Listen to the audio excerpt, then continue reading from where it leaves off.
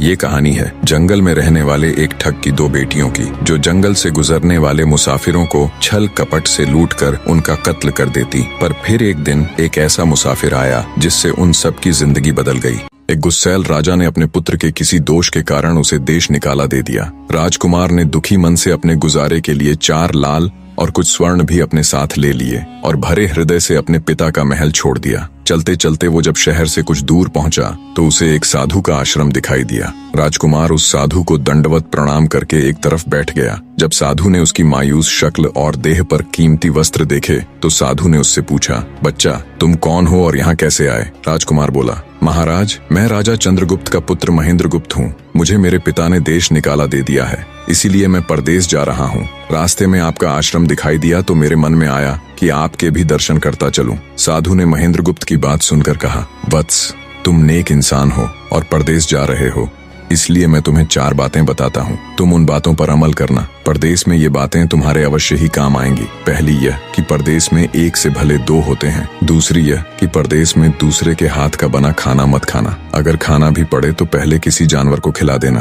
तीसरी बात यह कि परदेश में किसी दूसरे की बिछाई हुई चारपाई पर मत सोना। अगर सोना भी हो तो पहले बिस्तर को अच्छी तरह झाड़ लेना। चौथी बात यह कि यदि कहीं शत्रुओं के फंदे में फंस जाओ तो जहाँ तक हो सके नरमी और ज्ञान की बातें सुनाकर अपना उद्देश्य प्राप्त करना। साधु ने कहा, मेरी ये 4 बातें हमेशा याद रखना। साधु की बातें सुन साधु को प्रणाम कर राजकुमार परदेश चल पड़ा। जब चलते चलते बहुत दिन बीत गए तो वह एक जंगल में पहुंचा। वहां उसने देखा कि एक चील एक कछुए के बच्चे को लेकर उड़ी जा रही है। संयोगवश बच्चा उस चील के पंजे से निकलकर गिर गया। महेंद्रगुप्त ने कछुए के तड़पते हुए बच्चे को देखा तो उसे बड़ी दया आई। उसने मन में सोचा कि इस बच्चे को पालना चाहिए। इस बच्चे को पालने से 2 बातें होंगी। पहली तो यह कि इस बच्चे के प्राण बच जाएंगे और दूसरी यह कि साधु द्वारा कही गई पहली बात भी पूरी हो जाएगी कि सफर में एक से भले 2 होते हैं और इससे बातें करते हुए दिन भी आसानी से बीतेंगे। यह सब सोचकर महेंद्रगुप्त ने बच्चे को अपने साथ ले लिया। अब सफर में उसके साथ वह कछुए का बच्चा भी हो लिया। कुछ दिन के सफर के बाद राजकुमार को एक अच्छा सा स्थान दिखाई पड़ा।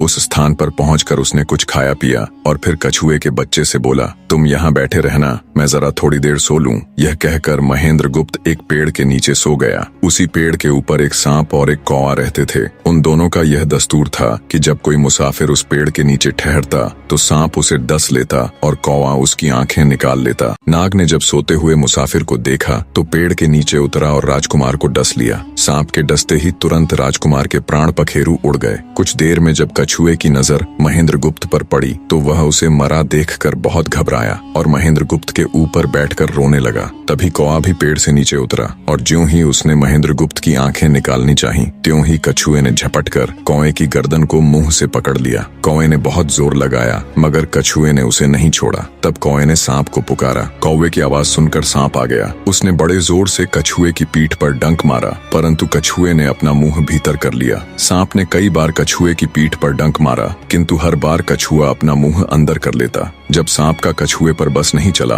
तो उसने कछुए से प्रार्थना की कि तुम मेरे मित्र को छोड़ दो। यह सुनकर कछुआ बोला, नहीं, तूने मेरे मित्र को डसा है, अब मैं भी तेरे मित्र की जान लूंगा। तू मेरे मित्र को छोड़ दे तो मैं तेरे मित्र को जीवित कर दूंगा। यह कहकर सांप ने काटी हुई जगह पर मुंह रखकर महेंद्रगुप्त के शरीर से विष खींच लिया और बोला, अब तो मेरे मित्र को छोड़ दे। कछुए ने जब राजकुमार को देखा कि उसे थोड़ा होश आ रहा है और उसका जहर उतर रहा है तो उसने कौवे को छोड़ दिया। जब महेंद्रगुप्त को होश आया तब कछुए ने उसे सांप के डसने का सारा हाल सुनाया। कछुए की बात सुनकर तुरंत महेंद्रगुप्त के मन में साधु की बताई पहली बात खटकी। सोचा, साधु की एक बात तो काम आई कि एक से भले 2 होते हैं। मन ही मन उसने साधु को धन्यवाद दिया और आगे बढ़ चला। चलते चलते कुछ दिनों के बाद जब वे समुद्र के किनारे जा पहुंचे तब कछुए के बच्चे ने कहा, मित्र, मेरा देश आ गया है। यदि तुम कहो तो मैं अपने माता पिता से मिलाऊं। उनसे बिछड़े बहुत दिन हो गए हैं, वे बहुत दुखी होंगे। महेंद्रगुप्त ने उसे जाने की आज्ञा दे दी और स्वयं रात को वहीं समुद्र के किनारे उस जंगल में ठहर गया। जिस जंगल में राजकुमार ठहरा हुआ था उसी जंगल में वहां से कुछ दूर ही एक ठग का परिवार रहता था। ठग के 2 लड़कियां और 4 बेटे थे। उसकी बड़ी बेटी ज्योतिष विद्या जानती थी। जब भी कोई राहगीर, कोई यात्री उस जंगल से गुजरता और उसके पास कुछ कीमती होता तो ठग की बड़ी बेटी अपनी विद्या से जान लेती थी। आज फिर से उसे बहुत दिनों बाद बहुत से खजाने की महक आई। उसने अपने पिता से कहा, ऐसा प्रतीत होता है कि इस जंगल में एक पथिक आया हुआ है। उस पथिक के पास 4 लाल हैं। यदि तुम लोग उस पथिक को यहाँ ले आओ तो उससे लाल लेना मेरा काम है। यदि वे लाल हमको मिल जाएं तो हम जन्म भर के लिए निहाल हो जाएंगे, परंतु उस पथिक को मारना मत, उसे जीवित ही पकड़ लाओ। ठग अपने बेटों के साथ तुरंत उसकी तलाश में निकल पड़ा। वे थोड़ी ही दूर चले होंगे कि उन्होंने देखा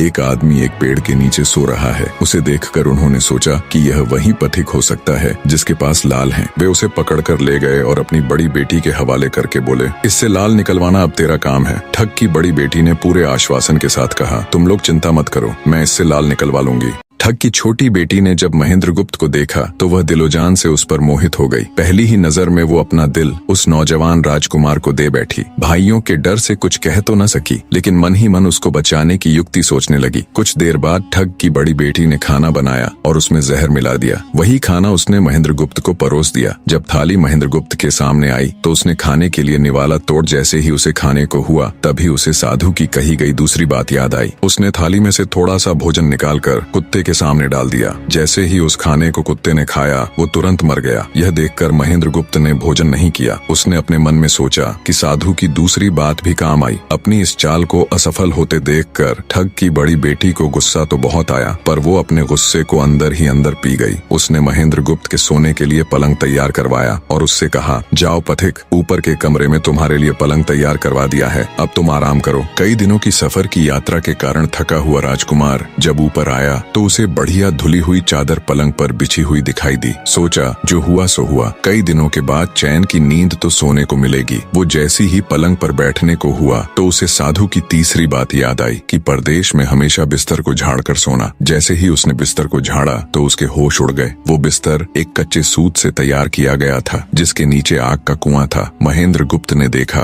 कुएं के अंदर बड़े बड़े आग के अंगार धधक रहे हैं। सोचा साधु की तीसरी बात भी काम आई। उसने एक बार फिर मन ही मन साधु का धन्यवाद किया और पास पड़ी एक टूटी हुई चारपाई पर लेट गया। थोड़ी देर पहले जो राजकुमार चैन की नींद लेने की सोच रहा था, अब नींद उसकी आंखों से कोसों दूर थी। अब तो उसे अपनी जान के लाले पड़े थे। सोचने लगा आज की रात बचना बहुत कठिन है। तभी ठग की छोटी बेटी मौका पाकर आई और कहने लगी, हे प्रिय, मैं तुम पर दिलोजान से न्यौछावर हूँ, परंतु आज की रात मेरे वश में कुछ नहीं है। आज की रात मेरी बड़ी बहन की बारी है। जिस तरह भी हो सके बस आज की रात मेरी बहन से अपने प्राण बचा लो, कल मेरी बारी है। हे स्वामी, मैं तुम्हारी दासी हूँ, मैं तुम्हें साफ बचा लूंगी। इतना कहकर ठग की छोटी बेटी चली गई। जब सब लोग खाना खा चुके तो ठग की बड़ी बेटी ऊपर बने कमरे में चली। सोचा अब तक तो पथिक जलकर राख बन चुका होगा, पर जैसे ही वो कमरे के अंदर आई और देखा कि पथिक तो बिल्कुल सही सलामत टूटी हुई चारपाई पर लेटा हुआ है तो उसके क्रोध की कोई सीमा न रही। तुरंत उसने कटार निकाली और क्रोध से बोली, हे पथिक, या तो अपने 4 लाल मुझे अभी के अभी दे दे, वरना मैं तुझको मार डालूंगी। उसी समय महेंद्रगुप्त को साधु की चौथी बात याद आई कि कहीं शत्रुओं के फंदे में फंस जाओ तो जहाँ तक हो सके नरमी और ज्ञान की बातें सुनाकर अपना उद्देश्य प्राप्त करना। उसने सोचा कि आज रात बचना मुश्किल है, पर साधु की चौथी बात भी आजमानी चाहिए। महेंद्रगुप्त ने यह सब सोचकर लड़की से कहा, मेरे पास लाल नहीं है। यदि तू मुझको मारेगी तो वैसे ही पछताएगी जैसे बंजारा अपने कुत्ते को मारकर पछताया था। लड़की गुस्से में बोली, कौन बंजारा और कौन सा कुत्ता, क्या बक रहे हो तुम? तब राजकुमार बोला, तुम नहीं जानती तो सुनो लड़की, एक बंजारा था जिसने एक कुत्ता पाल रखा था। वो कुत्ता बहुत समझदार था जिसे बंजारा अपनी औलाद से भी ज्यादा प्यार करता था। एक समय ऐसा आया कि एक कातक नाम की भयंकर बीमारी के चलते बंजारे का सारा परिवार उस बीमारी की भेंट चढ़ गया और बंजारे की करोड़ों की संपत्ति भी बिक गई। दुखी बंजारा अपने कुत्ते को लेकर आगरा में एक साहूकार के पास जाता है और साहूकार को 10,000 के बदले अपना कुत्ता गिरवी रखने को बोलता है। उस समय 10,000 एक बहुत बड़ी रकम होती थी। पहले तो बनिए ने बंजारे को मना कर दिया, पर फिर कुछ सोचकर उसने बंजारे को 10,000 रुपए दे दिए। कुछ ही समय बीता था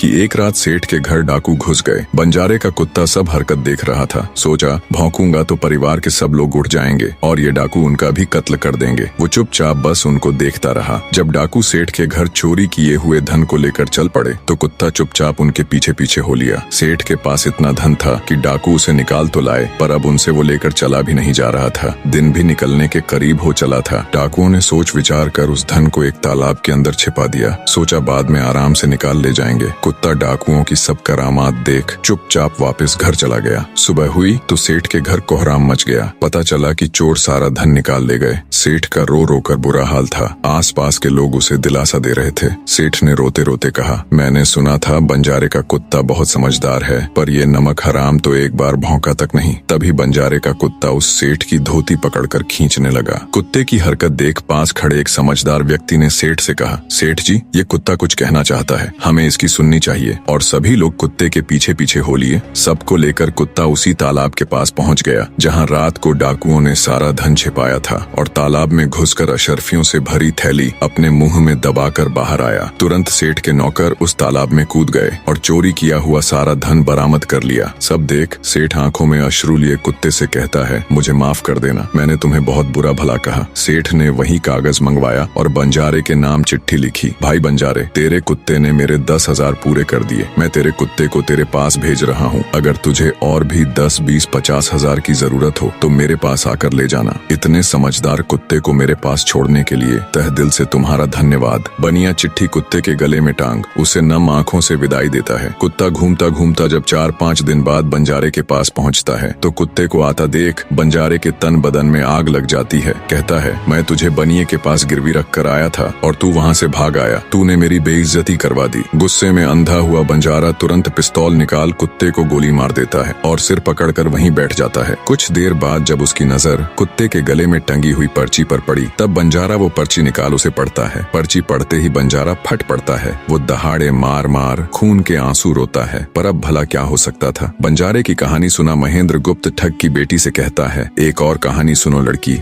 एक राजा के पास एक बहुत समझदार पढ़ाया हुआ तोता था। वह बड़ा चतुर था। एक दिन राजा तोते को अपने साथ गंगा स्नान को ले गया और उसको घाट पर बैठाकर स्वयं स्नान करने लगा। तभी तोते की नजर अमर फल पर पड़ी जो पास ही नदी में बहता हुआ आगे बढ़ा जा रहा था। वह उसको नदी से बाहर निकाल लाया और राजा के आने पर उसको वह अमर फल देता हुआ बोला, महाराज, यह अमर फल है, इसे खा लीजिए। राजा ने कहा, मैं अकेला अमर फल खाकर क्या करूंगा, अपने बाग में लगा दूंगा। जब इसमें फल लगेंगे तब सब कुटुंबियों को खिला कर अमर कर दूंगा। गंगा स्नान से लौटकर राजा ने वह फल माली को देकर कहा, इस फल को बाग में लगा दो। थोड़े ही दिनों में पेड़ फल फूल गया, उसमें फल लगने लगे। एक दिन एक फल पककर पेड़ से गिरा तो उसे सांप ने सूंघ लिया, जिससे वह जहरीला हो गया। अनजान माली वह अमर फल लेकर राजा के पास आया। राजा फल को देखकर बहुत खुश हुआ और कुछ सोचकर वो फल पहले कुत्ते को खाने को दिया। क्योंकि राजा बड़ा नीतिवादी और विचारवान था, वह जानता था कि बिना सोचे समझे किसी भी वस्तु को खाना ठीक नहीं होता। राजा ने ज्यों ही वह फल कुत्ते को खिलाया, कुत्ता मर गया। यह देखकर राजा ने क्रोधित होकर अपने तोते से कहा, बेईमान तोते, तू हमें जहर देकर मारना चाहता था। ये कहकर राजा ने क्रोध में आकर तोते को मार डाला और माली से कहा, इस पेड़ के चारों ओर घेरा डाल दो जिससे कोई इसका फल न खा सके। एक दिन उसी शहर में एक सास बहू में भीषण लड़ाई हुई। बुढ़िया घर से निकलकर कहने लगी, आज मैं राजा के बाग में जाकर जहर वाला फल खा लूंगी। ये कहकर वह बाग में आई और जैसे ही उसने फल तोड़कर खाया तो वह 16 वर्ष की युवती बन गई। जब राजा को यह समाचार मिला तो उसे सारा माजरा समझते देर न लगी। राजा को बड़ा दुख हुआ। वह कहने लगा,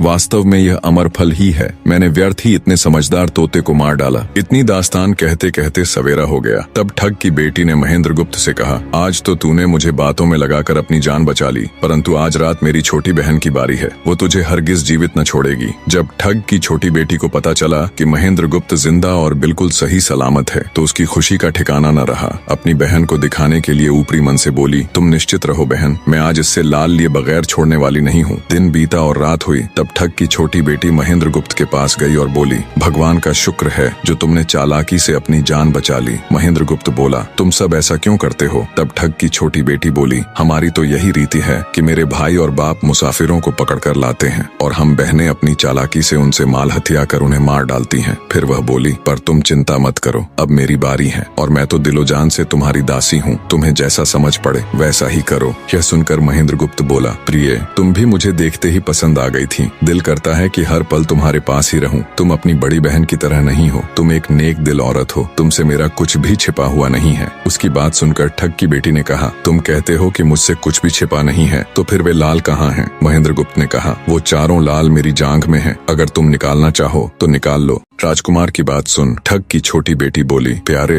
वो लाल तुम्हें ही मुबारक हो। मैं तो तुम्हारी दासी हूँ, तुम्हारे दर्शनों की प्यासी हूँ, मुझे तुम्हारे सिवाय और कुछ नहीं चाहिए। ये सुन महेंद्र गुप्त बोला, जो कुछ तुमने कहा है वह तो सब ठीक है, लेकिन ये प्यार और प्रेम की बातें सब धरी रह जाएंगी जब हमारे शरीर में प्राण ही नहीं रहेंगे, क्योंकि जब तुम्हारे बाप और भाइयों को इसका पता लगेगा तो हम दोनों की खैर नहीं। तब ठग की बेटी बोली, तुम चिंता मत करो, मेरे पास इसका भी उपाय है। आज रात को सबके सोने के बाद हम यहाँ से भाग चलेंगे और कहीं बहुत दूर रहेंगे जहाँ कभी मेरे भाई और बाप पहुँच न सके। महेंद्र गुप्त बोला, पर ये सब होगा कैसे? बोली, यहाँ से निकलने का एक ही उपाय है। मेरे पिता के पास 2 ऊँटनियाँ हैं, उनमें से एक तो दिन भर में 60 कोस चलती है और दूसरी दिन भर में 100 कोस चलती है। तुम उनमें से बड़ी वाली को खोल लाना, तब तक मैं हम दोनों के लिए कुछ धन बांध कर रख लूंगी। जब आधी रात हुई तब महेंद्र गुप्त ऊँटनी को खोलने चला गया। महेंद्र गुप्त ऊँटनी ले तो आया, मगर जल्दबाजी के कारण वह बड़ी के स्थान पर छोटी को ले आया। ठग की बेटी बहुत सा माल लेकर ऊँटनी पर बैठ गई और दोनों चल दिए। ऊँटनी जब चलते चलते 60 कोस पहुंची तो जंगल में रुककर खड़ी हो गई।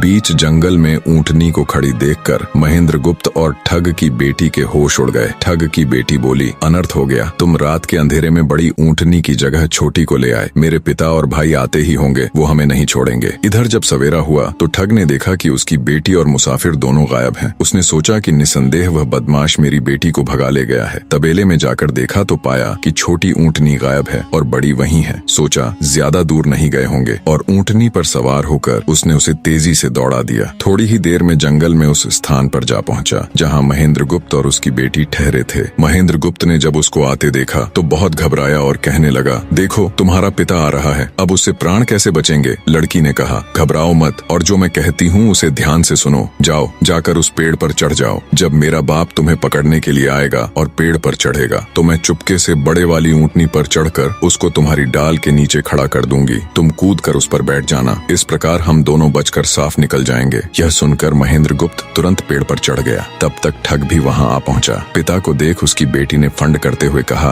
पिताजी ये दुष्ट मुझे धोखे से यहाँ भगा लाया, आप इसे छोड़ना नहीं। ये सुन गुस्से से तिल मिलाया ठग महेंद्र गुप्त को पेड़ पर चढ़ा देखकर ऊँटनी से उतरा और उसे पकड़ने के लिए पेड़ पर चढ़ने लगा। बाप के ऊँटनी से उतरते ही मौका देख ठग की बेटी ऊँटनी पर चढ़कर उसे महेंद्र गुप्त की डाल के नीचे पेड़ के पास ले आई। महेंद्र गुप्त तुरंत कूदकर उस पर बैठ गया। महेंद्र गुप्त के बैठते ही ठग की बेटी ने ऊँटनी को दौड़ा दिया। ठग हाथ देखता रह गया। ठग की बेटी और महेंद्र गुप्त कई दिनों का रास्ता तय कर एक शहर में पहुंचे और दोनों वहीं बस गए। वहां महेंद्र गुप्त ठग की बेटी के साथ आराम से दिन गुजारता रहा और जब उसके देश निकाले की अवधि पूरी हो गई तब वह उसको लेकर अपने राज्य चला गया और उसके साथ शादी कर हंसता खेलता जीवन व्यतीत किया। निष्कर्ष, महेंद्र गुप्त और ठग की बेटी की यह कथा हमें यह सिखाती है कि प्रेम और विश्वास का बंधन सबसे मजबूत होता है। जब बुद्धिमत्ता, धैर्य और निस्वार्थ प्रेम मिलते हैं तो असंभव को भी संभव बनाया जा सकता है। जीवन में चाहे कितनी भी कठिन परिस्थितियां क्यों न आए, सही निर्णय, संयम और परस्पर विश्वास हमें हर संकट से बाहर निकाल सकते हैं।